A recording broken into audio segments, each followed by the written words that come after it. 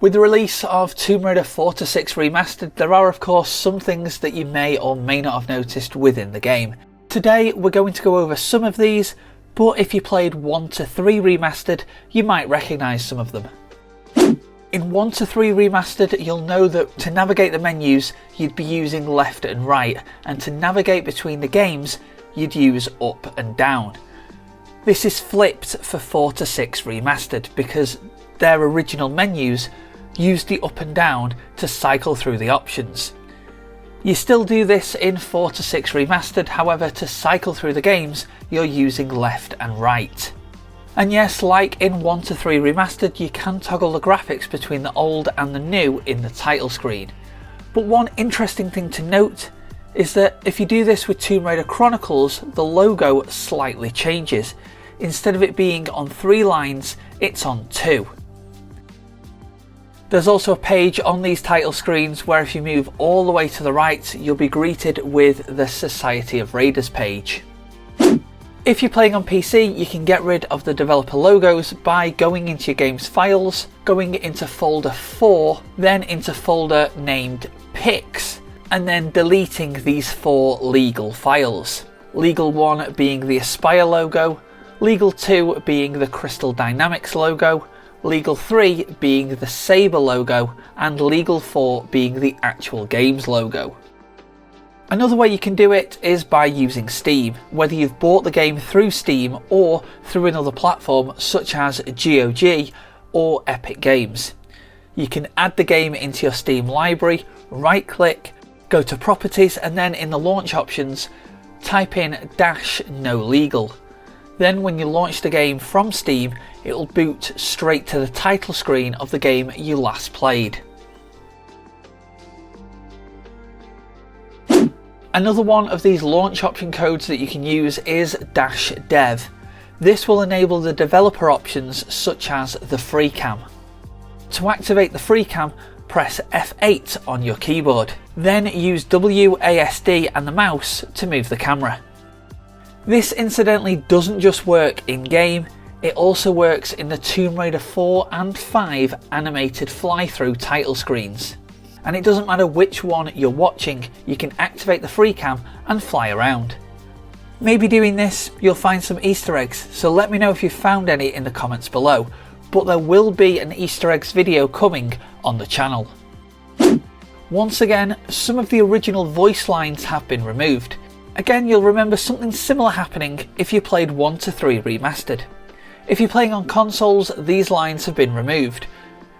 But if you're playing on PC, all of the original lines are still there.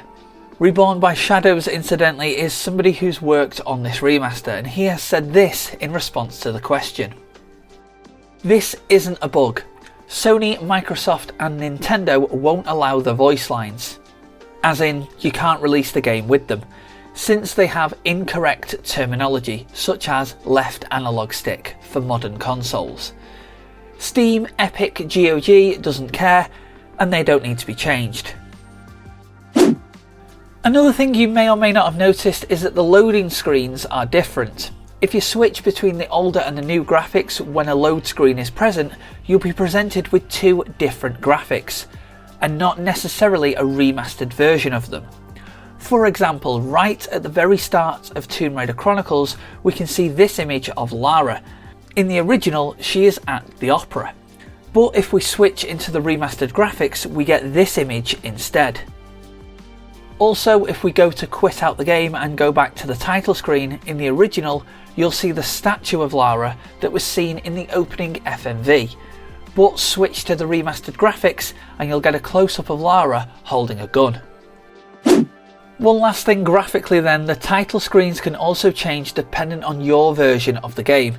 If you change the game's language, you'll not only see slight variations in the regional logos, but you'll also see differences in the original game box art that's displayed at the bottom of the screens as well. A returning feature is photo mode. This is slightly different though in terms of the amount of poses and facial expressions that you have between the games.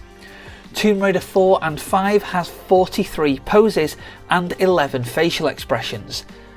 However, in the Angel of Darkness, you only have 22 poses and 5 facial expressions, with some of these poses and expressions being reused from Tomb Raider 1 to 3 Remastered.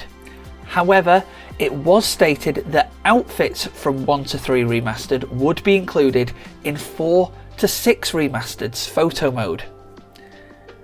As of launch, that's not the case and they're not present.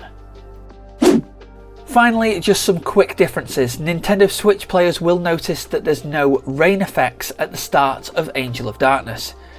These are present in the PlayStation, Xbox and PC versions of the game. It has been stated that this is due to the console's performance, however, Switch players don't have the Day 1 patch. So that's it for just some things you may have missed in Tomb Raider 4 to 6 Remastered. Like, comment, share and subscribe, but most importantly stay tuned to the channel because there's plenty more content within this game coming soon, from news to features, secrets, as well as some general guides.